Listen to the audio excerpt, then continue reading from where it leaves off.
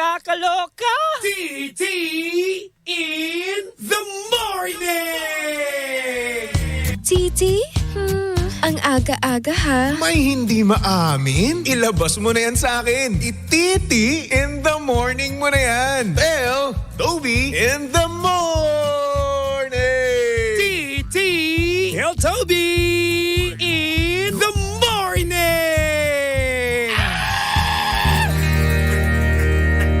Number 1! 6.7 Energy FM!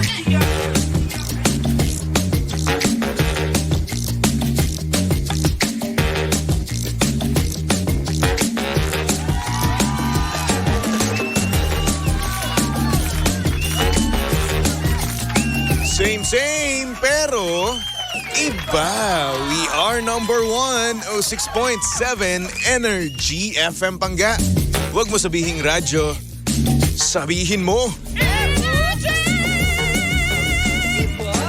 Oras sa Pangkabuluan, Pangga, check your time. It's now 6:27 on the clock. Good morning, Luzon, Visayas at Mindanao, Metro and Mega Manila. Yan at syempre, good morning din sa mga pangga natin dyan kasalukuyang kumakain na ng breakfast. Hello po sa inyong lahat. At syempre naman, sa mga pangga naman natin dyan na napakasaya ngayon kasi nga naman Friday ngayon. Ayan! Congratulations dahil makakapagpahinga ka na naman. Congrats dahil ikaw mismo deserve mo ang isang napakahabang weekends, di ba? Oo. Deserve mong magpahinga, deserve mong makatulog, di ba? Kasi nga naman yung stress level mo ay napakataas na, di ba? To the point mismo, no? Na ikaw kapag natutulog ka, ang napapanaginipan mo ay trabaho na mismo. Kaya naman shoutout sa mga pangga natin dyang workaholic, no? Na kung saan talaga nga namang kahit na anong oras, trabaho pa rin ang inaatupag, di ba? Pero syempre kung ikaw ay puro trabaho, no, dapat ang kalusugan mo ay dapat check na check talaga, di ba? Kaya naman ikaw ay mag-take na ng food supplement na puro ang sangkap at walang halong chemical. Ayan. Ito ang MX3 capsules. Ang MX3 capsules ay low in sodium, fat-free at cholesterol-free. Ito rin ay nagtataglay ng alpha, beta at gamma nutrients, may antioxidants at anti-inflammatory properties. At alam nyo rin ba na ito ay dumaan sa state-of-the-art ISO certified na planta at syempre masusing pinag-aralan ng mga highly trained pharmacists and microbiologists. Kaya nga naman umani ito ng iba't ibang awards mula sa iba't ibang parte ng mundo at syempre may pagmamalaki natin, no, na proudly Philippine-made.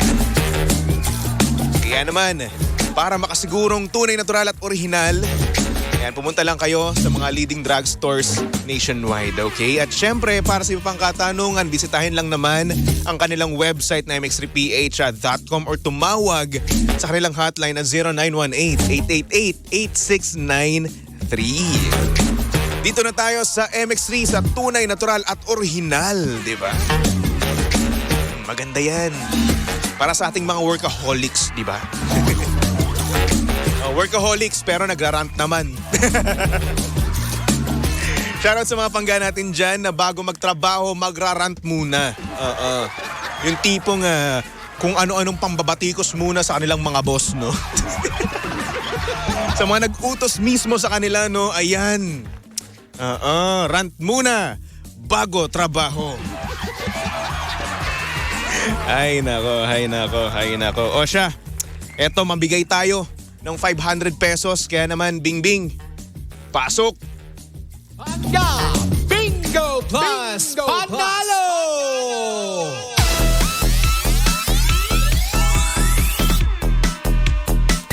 At dahil Friday ngayon, no, gawin nating super duper ultra mega special ang inyong Friday, di ba? Ayan. Pandagdag pang samgyup, no? Pandagdag pang walwal mamaya. Lahat-lahat na. 500 pesos ang pwede mong maiuwi ngayong araw ng Biyernes, di ba? Kaya naman heto na. Pumunta na kayo sa ating Facebook Live, no? I-share nyo na yan at lahat-lahat pa, no? At i-ready nyo na rin ang pang-screenshot nyo mismo. Tapos i-ready nyo na rin ang inyong panlista ng mga numero. Dahil kapag napatapat yung paroleta mamaya sa programang TT in the Morning or Tell Toby in the Morning, ay alam nyo na kagad kung ano ang numerong sasabihin nyo. Okay? Kaya naman go ahead. Diba? Mag-ready ka na, laksan mo na radyo mo, manood ka na sa ating Facebook Live sa Energy FM 106.7, okay? At ito na nga hinihalo na ni Baby Toby ang mahiwagang fishbowl of numbers na naglalaman ng mga numero. At ang nabunot ni Baby Toby ay number 14. Ayan, number 14 para sa programang TT in the Morning or Tell Toby in the Morning. Diba? Ilista nyo na yan, screenshot nyo na. Tapos, pag napatapat nga naman sa programa ko yung paroleta mamaya, ay alam nyo na kung anong numero ang sasabihin nyo. Diba? Again, number 14 ang nabunot ni Baby Toby, okay? At syempre, ang Pangga Bingo Plus Panalo ay hatid sa atin ng Bingo Plus. Syempre, Bingo sa Saya Plus sa Panalo. Kaya maraming salamat, Bing Bing. Pwede ka na magpahinga.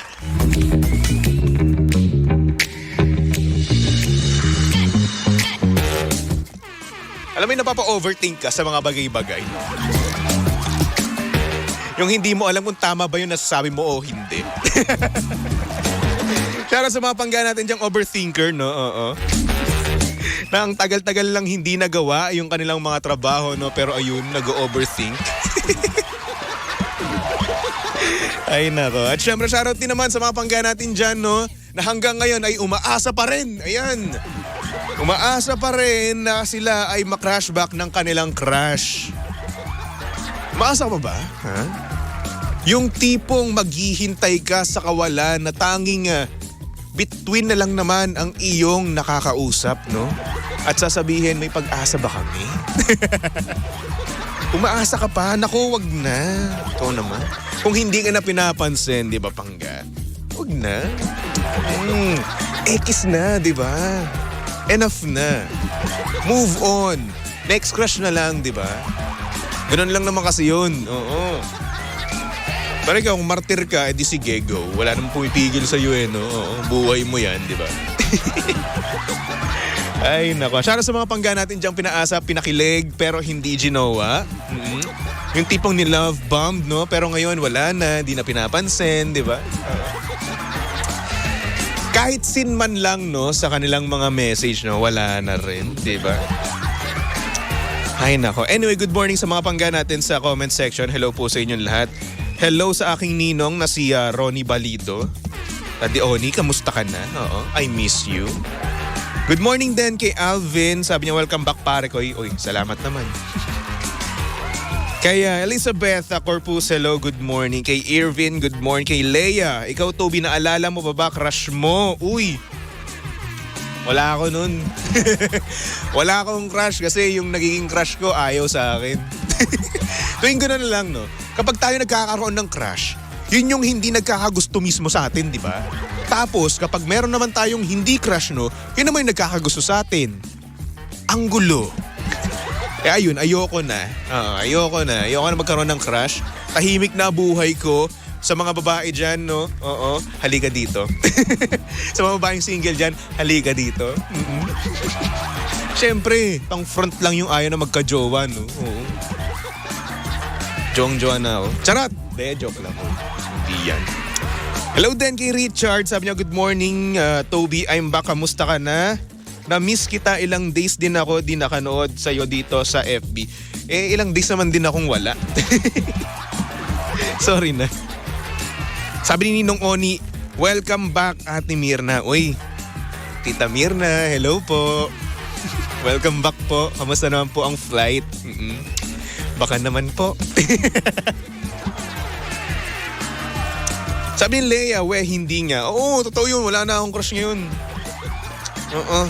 Ayoko na ngayon sa mga crush-crush. Nako, hindi naman nagiging kami. Sasayang lang ako ng oras, di ba? Rocky Alex, good morning. Ay.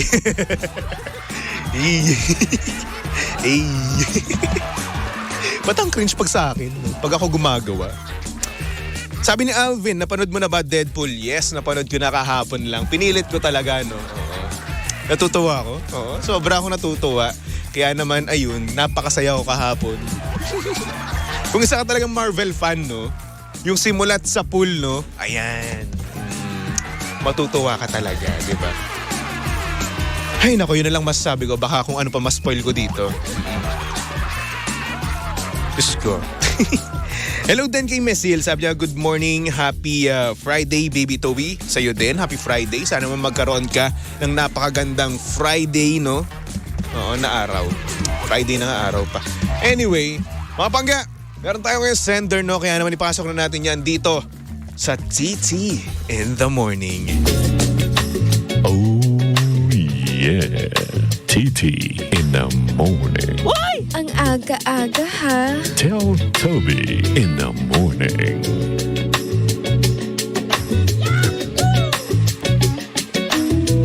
Bakit nga pag ako nag-A, no? Pangit. Sanhua. A, ang cringe. Pag sa iba ang cool-cool nila, di ba? Ay nako. Anyway, good morning sa mga pangga natin dyan may jowa. At sa mga pangga naman natin dyan na alam nyo na, iba ang fetish, no? Ay nako, tulad na nga lang ng jowa ng ating sender, no? Oo. Ay nako, talagang matatawa kayo dito, no? At talagang, what? Pag ganun kayo. Sabi dito ng ating sender, good morning Baby Toby. Tago mo na lang ako sa pangalang Weng. Gusto ko lang sabihin na nahuli ko ang jowa ko na nagse-search ng mga picture ng artista pero walang damit. In short, noodles. Yun. Noodles. Di ba? Grabe naman siya. Nung isang beses, kakatapos lang namin panoorin yung movie ng artista, pero maya-maya, sinearch agad. Normal ba to sa inyong mga lalaki? Bakit kagad kayo nagsasearch ng mga ganun? Respeto naman sa mga artista. Ayun lang naman, Baby Toby, maraming salamat. Normal ba yun? Para sa akin, hindi eh. Bakit? Kasi kada tapos, sabihin na natin ganito, no? Since nahuli nga niya, no? Na pagkatapos ng movie na pinanood nila, nag-search kaagad, no? Maya-maya. So anyway, ayun. Kung ganun man, no? Parang respeto mo dun sa artista at respeto mo dun sa jowa mo. Yan na lang eh, jowa mo eh, di ba? Kasi minsan kasi ang artista kasi ang nangyayari dyan, meron talaga silang movie, no, na kung saan, talagang wala talaga silang sa plot, di ba? Ginagawa mismo nila yun, okay? Oo. Willingly, di ba? At bayad sila doon. At para sa kanila, art nila yun, di ba? So ngayon, eto, dude, respeto sa jowa mo. Oo, kakatapos nyo lang panuurin, no? Naku, may sakit ka na ata. Hindi ko alam kung sakit na yan or talagang medyo mahilig lang, no? Pero yun, wag naman sana yung maya-maya lang, no? Search ka kaagad ng hubad na picture. Bakit ganun? Tsaka ano naman kung makita mo silang nakahubad? Parang wala naman. Diba? Pero yun na nga, no, mga pangga. Meron talaga mga gantong tao, no, na kung saan, may makita lang silang maganda, di ba, na artista, no? Kung ano-ano kagad sa search. Siguro isa na rin yan sa downside ng pagiging artista, no? Na kung saan laganap sila sa mga ganyang pagsa-search, no? Sa mga ganyang gawain, di ba? Laganap na ma-search sila sa Google, sa Yahoo, sa Bing, o kahit saan mang search engine, no? Yung ganong mga picture. At minsan, ang nangyayari pa dyan, no, pangga, merong mga magagaling mag-edit na ine-edit yung picture ng artista, no? Kahit hindi nga artista kahit nga mga influencer, no, mga vlogger, no, ini-edit nila yon tapos nilalagay doon sa katawan na walang damit, di ba? Ganyan yung mga yan. Oo. Kaya yun ang nangyayari. Etong si vlogger, etong si influencer, etong si artista ay nai-issue mismo. Oo, nai-issue na kung saan ay meron nga daw kumakalat na hubad na larawan, di ba? So ayun. Pangit naman nung ganun. Oo. Huwag tayong ganun. Ha? Respeto sa jowa. Lalong-lalo sa jowa, di ba? Kasi isa isipan mo, katabi mo lang, kakatapos silang manood, tapos nahuli ka kagad, par. Itago mo! Pag incognito ka kasi. Oo. Charot. Di ba? Isipin mo ganito, ha? Sa ano, turuan kita. Sa laptop, Control-Shift-N, okay? Alam ko yun. Ay, nako. Ay, nako. Pero yun na nga, no? Hanggat maaari, pigilan natin. Baka kasi mangyari dyan pagtanda-tanda natin, no? Di ba? Kung ano na yung magawa natin, di ba? Maging sakit na natin yan, no? Huwag gayon. Tapos baka mamaya, no, pag nagkaroon ka ng anak, di ba, mahuli ka pa mismo ng anak mo. No? Kaya hanggat maaari, stop it, no? Stop. Gahin nyo si Baby Toby, anghel, di ba? Ay, nako. Sabi ni Atoms, wala ka pala. Kaya pala pare-pareho sinasabi mo tuwing umaga about dun sa pancake at kape na 4 packs ang sugar mo na gusto mo. O bakit? Masama ba? Masama ba na 4 na asukal yung kinakanaw ko sa kape ko? Ay, nako. Anyway, di ba? Huwag kanya-kanyang ano yan. Kanya-kanyang trip yan. Wala ka nang pakialam dun sa gusto ko, di ba? Pero yun na nga, no, Pangga. Respeto na lang. Doon pa rin yan uuwi sa respeto pa lang sa ating mga girlfriend, di ba? Sa ating mga jowa na kung saan dapat yun yung una nating ginagawa, no? At dapat din naman, kung tayo ay gagawa ng kababalaghan, no? Wag na natin papakita, di ba? Oo, di naman sa kinukonsinti kita, no? Pero, ayun, mas masakit siguro yun. Mas masakit siguro yun na makita pa mismo ng iyong jowa, di ba?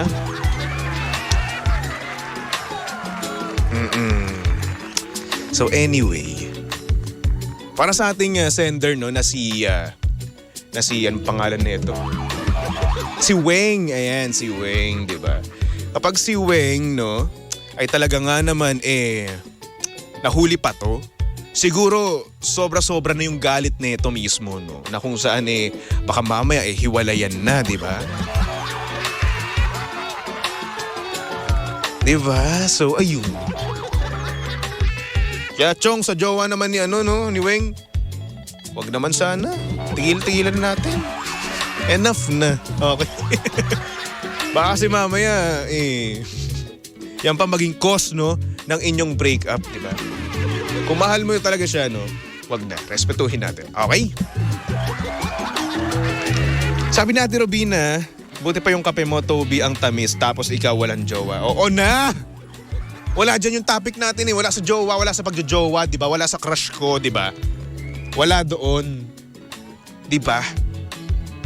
So bakit nyo naman inaano yung love life ko na naman dito? Wag na. Masakit na Di ba? It really hurts, you know? Ang magmahal ng ganitong sino pang pinili mo. Ay nako. Anyway, magandang umaga rin, no, sa aking kababata na si Kenneth. Oh, Kenneth! Kailan tayo magkikita-kita dyan, par? Oo. Musta? Kamusta ka naman? Oo. Miss na kita, par? Oo, miss ko na yung mga kalokohan natin dati nung kabataan. Ikaw yung kababata kong hindi ko makakalimutan mismo.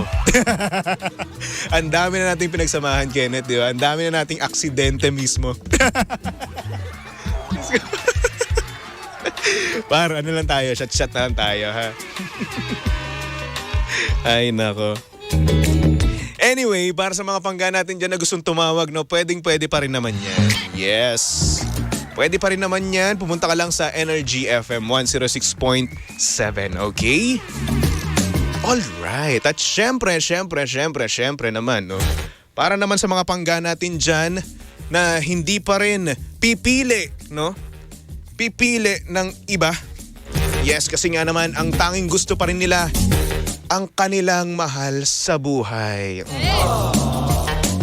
At syempre, pipiliin mo siya hanggang sa susunod na habang buhay.